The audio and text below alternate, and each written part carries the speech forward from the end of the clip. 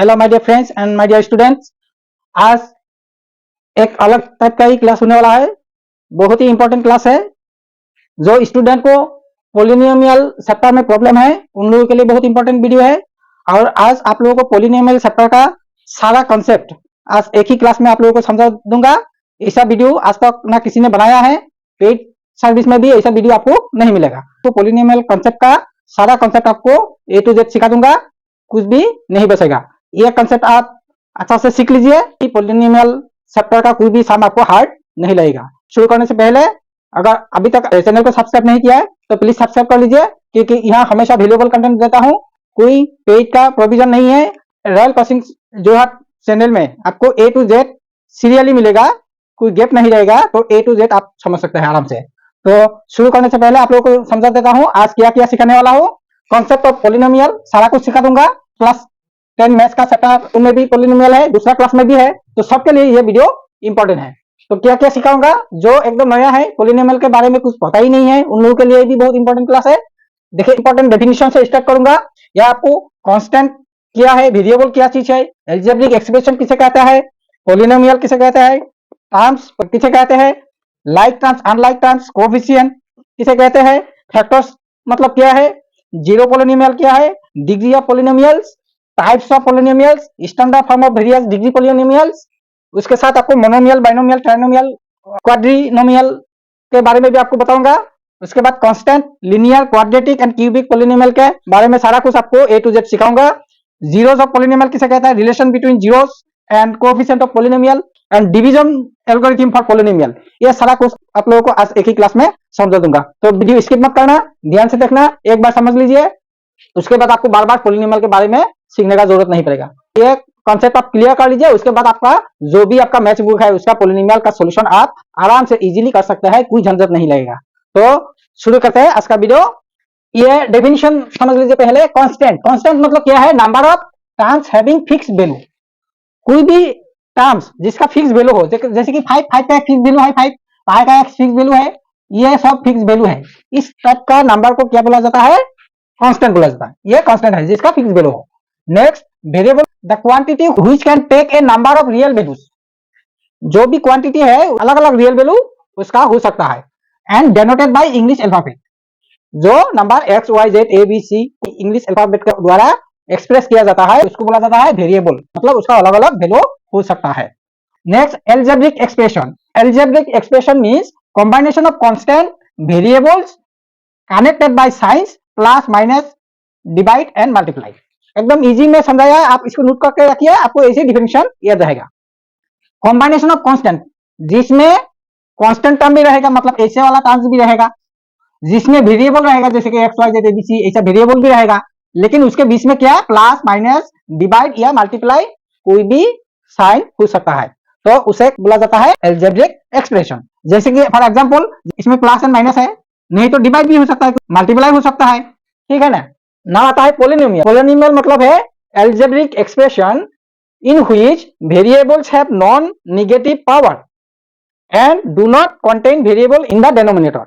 इसका मतलब है जो एक्सप्रेशन में वेरिएबल का पावर नॉन नेगेटिव मतलब नेगेटिव नहीं होना चाहिए और डिनोमिनेटर में कोई वेरिएबल नहीं होना चाहिए। जैसे कि 1/x दे दिया, ये पोलिनोमियल नहीं होगा, ये डिनोमिनेटर में वेरिएबल नहीं आएगा।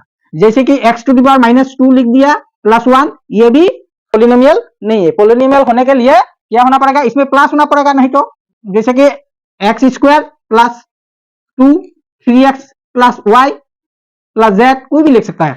मतलब इसमें ये जो वेरिएबल है इसका वेरिएबल का पावर 0 से कम नहीं होना चाहिए। समझ में आ गया, नेगेटिव नहीं होना चाहिए, तो उसे बोला जाता है पोलिनोमियल।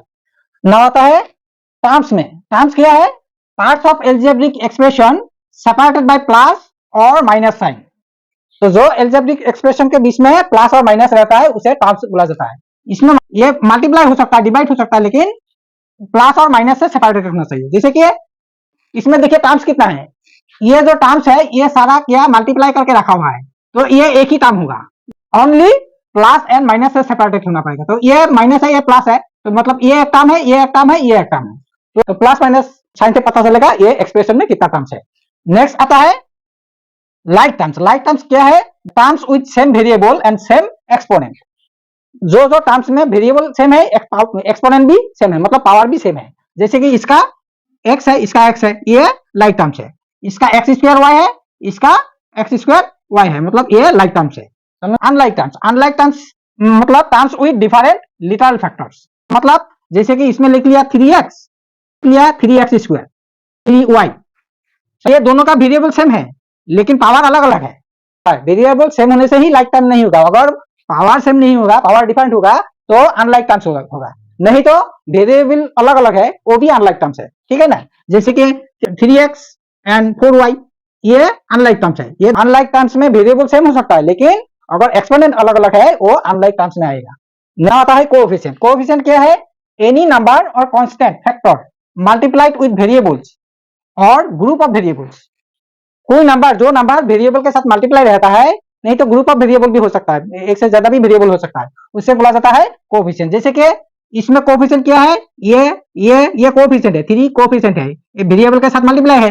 और जैसे कि इसमें ग्रुप ऑफ वेरिएबल 2 वेरिएबल है, इसके साथ ये 5 मल्टीप्लाई है, ये कोएफिशिएंट है, ठीक है। वाई जेड का कोएफिशिएंट 3 है, इसका जेड एक्स का कोएफिशिएंट 4 है। तो फैक्टर क्या है? ईच ऑफ नंबर और variable multiplied to form the term. एक टर्म होने के लिए जो जो नंबर या वेरिएबल रहता है सबको एक एक फैक्टर बोला जाता है। जैसे कि इसमें ये दोनों मल्टीप्लाई करके क्या हुआ? एक्स स्क्वायर वाई स्क्वायर, ये एक फैक्टर है। ये जो जो नंबर मल्टीप्लाई करके एक प्रोडक्ट निकलता है नंबर या वेरिएबल, उसे क्या बोला जाता है? फैक्टर बोला जाता है। जैसे कि 4xyz लिख दिया तो इसमें फैक्टर क्या क्या आएगा? z भी एक फैक्टर है, y भी एक फैक्टर है, x भी एक फैक्टर है, 4 भी एक फैक्टर है। अगर 4 को मल्टीप्लाई करेगा तो क्या होगा? 2 मल्टीप्लाई 2, सो 2 भी एक फैक्टर है। समझ में आ गया? तो ये होता है फैक्टर। नाउ आता है जीरो पोलिनोमियल। जीरो पोलिनोमियल मतलब the constant polynomial zero is, this is called zero polynomial. Constant जिसका जीरो होता है वो जीरो पोलिनोमियल होगा। आता है degree of polynomial. Degree of polynomial मतलब है एक एल्जेब्रिक एक्सप्रेशन में जो वेरिएबल है, वेरिएबल का हाईएस्ट जो पावर है उसे बोला जाता है डिग्री ऑफ पोलिनोमियल। तो डिग्री ऑफ पोलिनोमियल अलग अलग एक्सप्रेशन का अलग अलग हो सकता है। जैसे कि ये मोनोमियल है, इसका हाईएस्ट पावर कितना है? 1 है, तो ये है मोनोमियल। इसका डिग्री कितना है? 1 डिग्री पोलिनोमियल।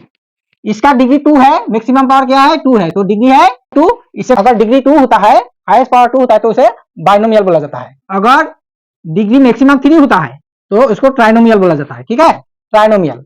और अगर मैक्सिमम पावर 4 होता है तो उसको क्वाड्रिनोमियल बोला जाता है। तो ये हुआ डिग्री, मतलब एक एल्जेब्रिक एक्सप्रेशन का जो वेरिएबल का हाईएस्ट पावर है, एक्सपोनेंट है, उसे बोला जाता है डिग्री। समझ में आ गया? नेक्स्ट आता है टाइप्स ऑफ पोलिनोमियल। ये पोलिनोमियल दो टाइप में डिवाइड कर सकता है।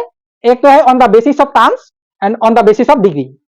टर्म्स अगर एक टर्म है तो उसे क्या बोला जाता है? मोनोमियल। जैसे कि ओनली 3 है, ये ओनली 4 है, नहीं तो 5x है, 4 है, 3 है, 2 है, इसे एक एक टर्म है तो उसे क्या बोला जाता है? मोनोमियल। अगर दो टर्म है जैसे कि इसे 7x + 3, 2x + y, तब बाइनोमियल। ट्राइनोमियल में क्या होता है? 3 टर्म होता है, ये 3 टर्म होता है। ये वेरिएबल कोई भी हो सकता है, ठीक है ना। इसमें भी 3 टर्म है, इसमें भी 3 टर्म्स है।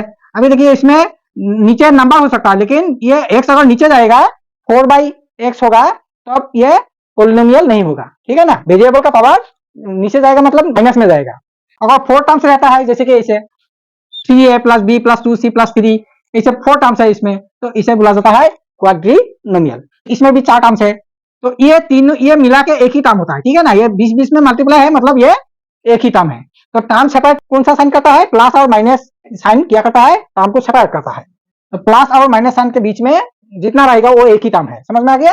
Next one of the on the basis of degree.